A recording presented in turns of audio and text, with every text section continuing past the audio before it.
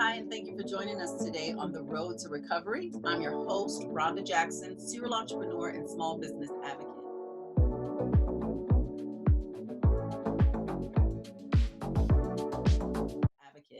And today, at the point that we're at in the world today, right? The pivots that we've had to do, the challenges that we've had to overcome, the challenges that we still have to face, I have invited Dr. Giovanna Brasfield, the Inclusion and Diversity Vice President for Flatiron, as well as Inclusion and Diversity specifically on the Links project with the LA Airport, the joint venture. Thank you, Dr. Giovanna, for joining us today. Absolutely, Rhonda. It's such a pleasure to be invited to the Road to Recovery. On behalf of Flatiron Construction, I would like to say thank you for thinking of us to participate in such a discussion.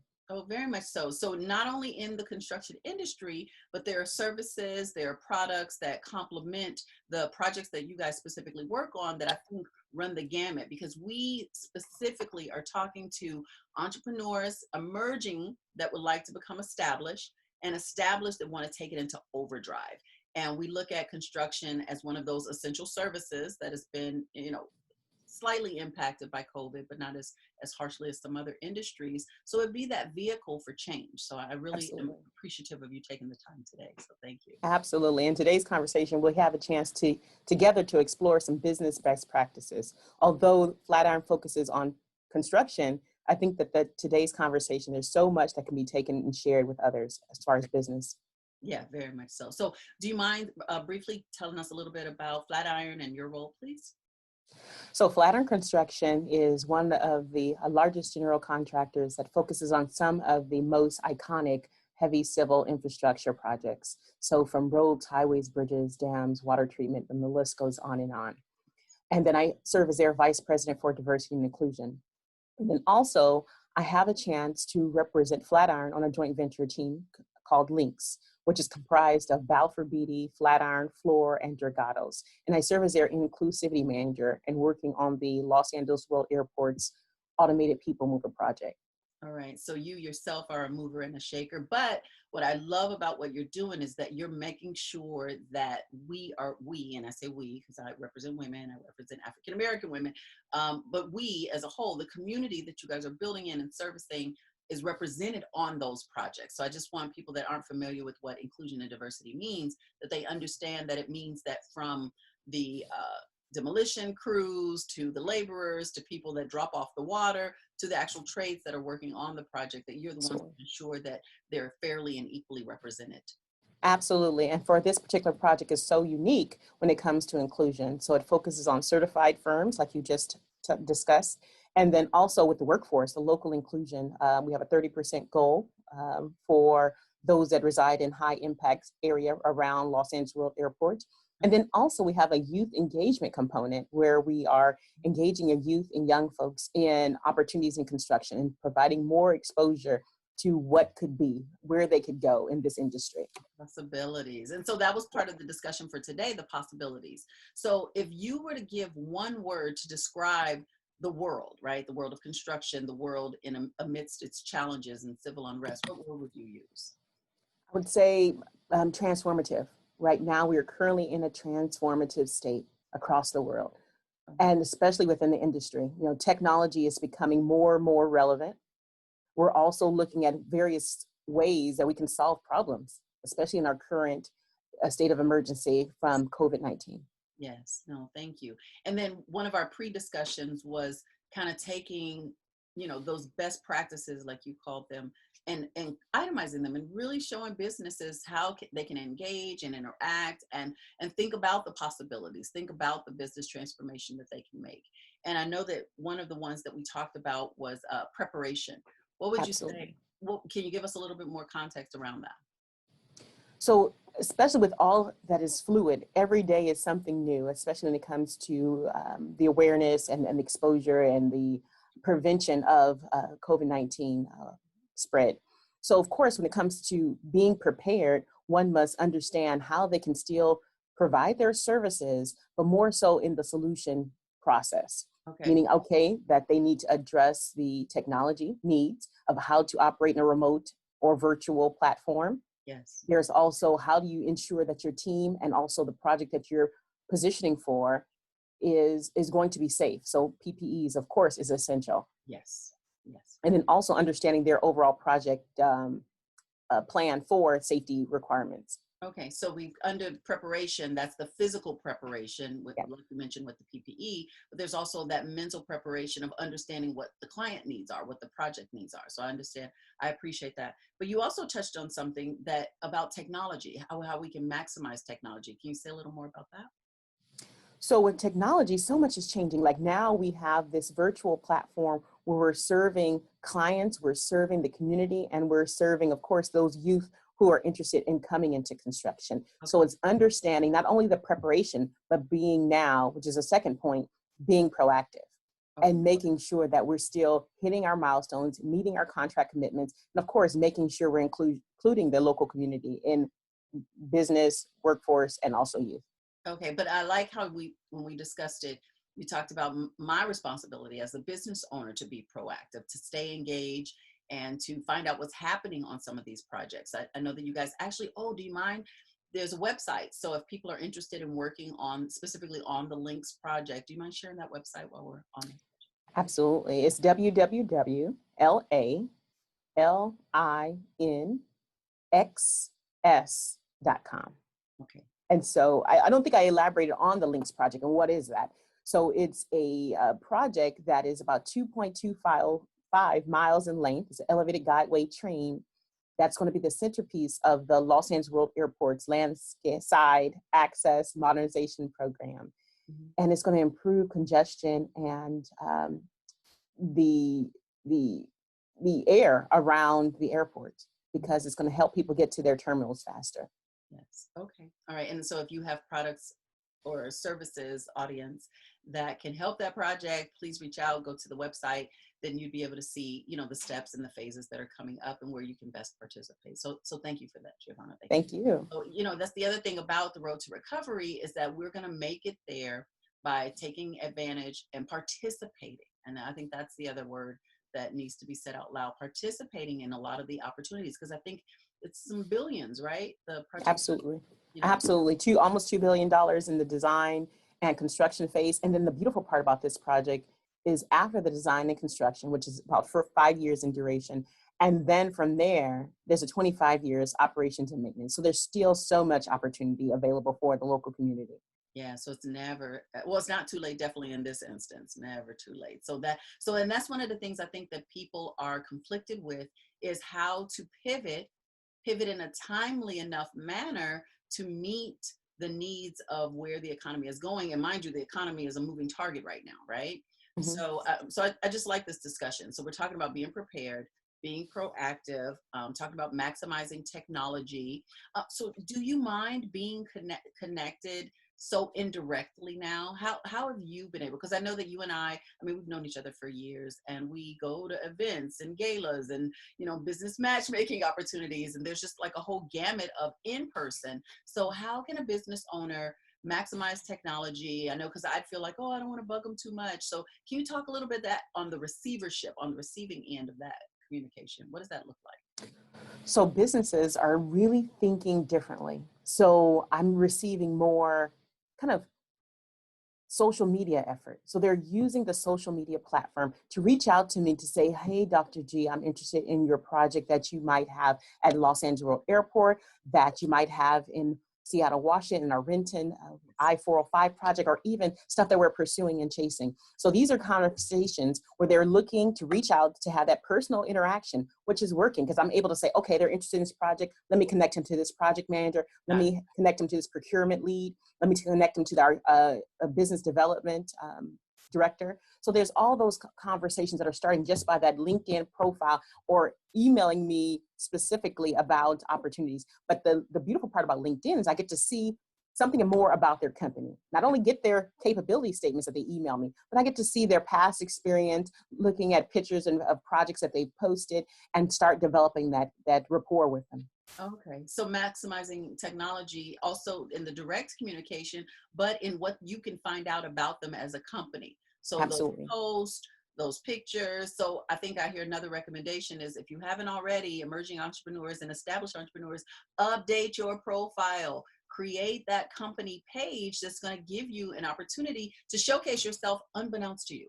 Like Yep. you probably didn't even know that Dr. G cared enough to go and check and look, but they are like, that's our resume, right? That's our business profile, especially, from a e-communication standpoint. So I get that. Yes. All right. Yes, because how we maximize, just to elaborate on that, how Mhm. we really, really maximize our efforts for inclusion is matching the potential sub with the opportunity on the project. So I'm looking for all of that. And I also, just like the small business or the medium-sized business, have to think also outside the box of how do we get there? How do we still have that same connection with the community to make sure that we're including everyone and removing barriers so that people can do business with us on a larger scale. So that's what I'm thinking. So these are all helpful things. Website update, absolutely, Rhonda, you're dead on with that.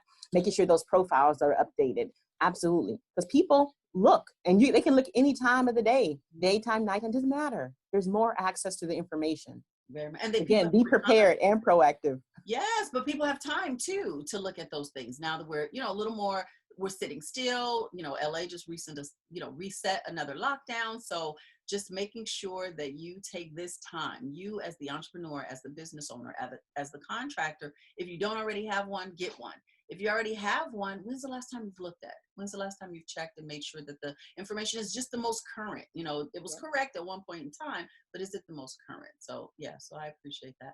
What about you and I, and I don't want to give it away, so I'm trying to pick my words carefully. You and I also talked about, as the contractor, as the business owner, us and how we can best bring value.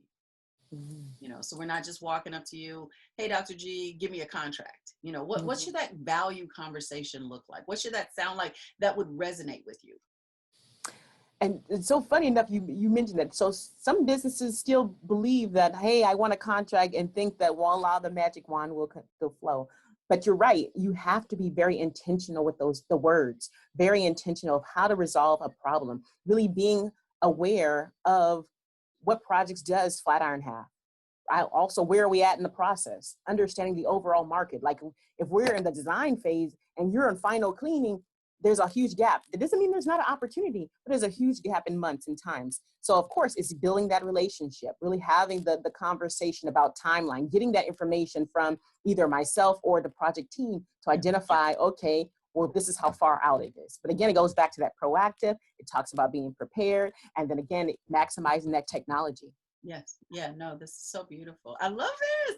I love well, one, because the opportunities are here. Yeah, they are. Like, don't get me wrong. I had my head under the covers. I was just like, what is this? And why is this happening? Because, we have to change. We have to be able to shift. And so the whole purpose of these conversations are to open people's eyes and mind to the shifts that they can make and how receptive you are still looking for us. You still have those requirements to fulfill that reporting mechanism that says, hey, what are you guys doing? So your client is expecting you to shift.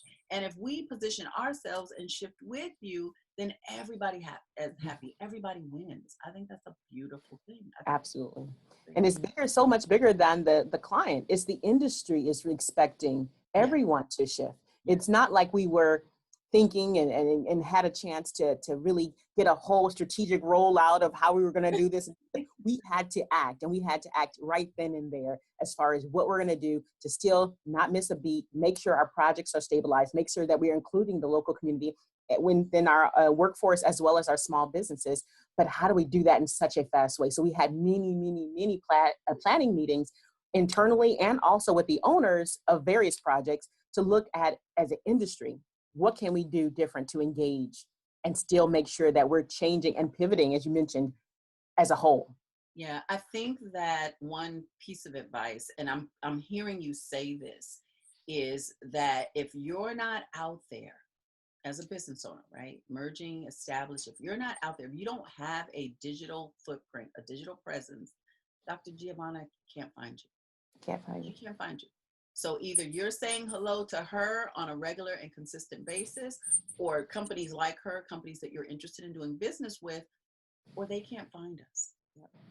Yep, because website is only one component, right? So we have our website up, the businesses, we ask to go to the portal, fill out the information, give us all your information. But why not add additional value or face behind that profile that you have on the website. Yeah. So now from there, I know, okay, I've met this person, I've looked at their profile, I've seen some of the past pictures that they've worked on.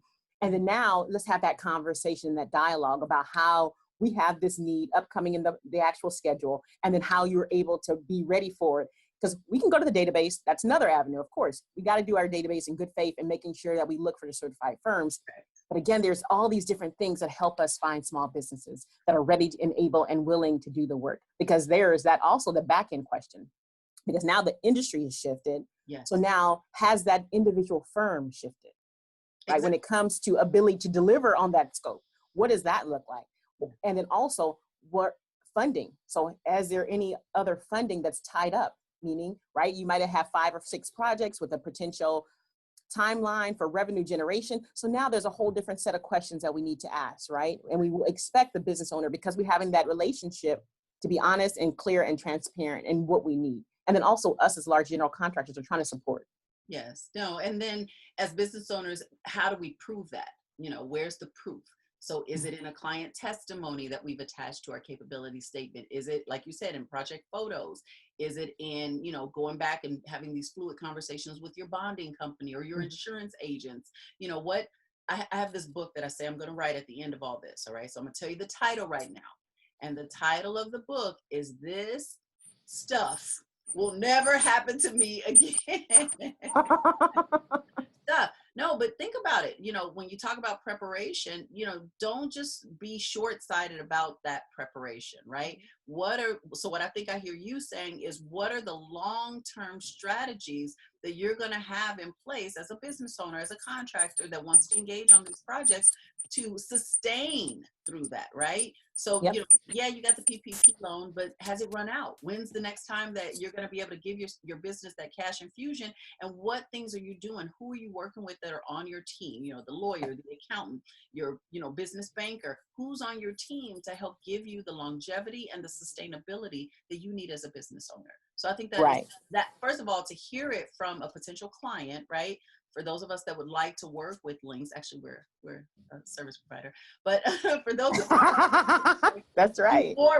do more work with link. No. But what's your package look like? Is it sustainable? Can you go the long haul? 25 years is a long time. It is. It is. I appreciate you, sharing what opportunities, the Seattles and the links in the LA. These aren't short-term things. These aren't one and dones. This is build the relationship and rapport, stay on the job, and be that trusted provider. Absolutely. And thinking strategically, right? Yeah. That's more so with all these different changes that's going on out there, to making sure you're positioned as a business to make sure you can take advantage of the opportunities. Because I touched on so many, like just those 2-3 projects. We have one in Virginia area that is a huge project, about $3.3 billion project with a couple of other construction partners. But there's these kind of opportunities where we're always looking for certified firms. We're looking for the ones we work with, even to come back and work with us again. It's about growing business and firms. Yes. So, like I said, again, even us as a large general contractor, we're trying to think outside the box and making sure we engage and include those, the community within workforce, as well as youth engagement. And of course, building our pipeline. That's really essential to us as a company, is looking how we can engage more youth and young adults, because we know supplier, not civil pipelines. You're talking about supply pipeline. Yes. Yeah. Supply for manpower internally. Yeah. No, this is going to be, you know what? I thank you for your time today, because you have given us not only practical, global knowledge about the industry and what's happening right now, but also making us think about how we position ourselves starting today, right? One of the things, if you could share with us one thing that once people click away from this video and maybe go to the finance video, or maybe we have a video on certification if your business isn't already small or diverse certified. What's one actionable step that you would recommend for business owners to do, like right now, today? To start immediately. Start meaning looking at resources that you can work with that provides, if you don't know technology, there's so many different courses, there's so many different trainings, there's YouTube videos on the various platforms that you might hear about in some of these workshops. So take advantage of them. You know, there's not a whole lot of money that you have to put in effort for, but it is time. You're going to have to put time, you're going to have to put energy, and definitely forethought in how you can be strategic in a changing environment. Because everyone's hoping, oh, we'll go back to normal, but we don't know. There's the unknown.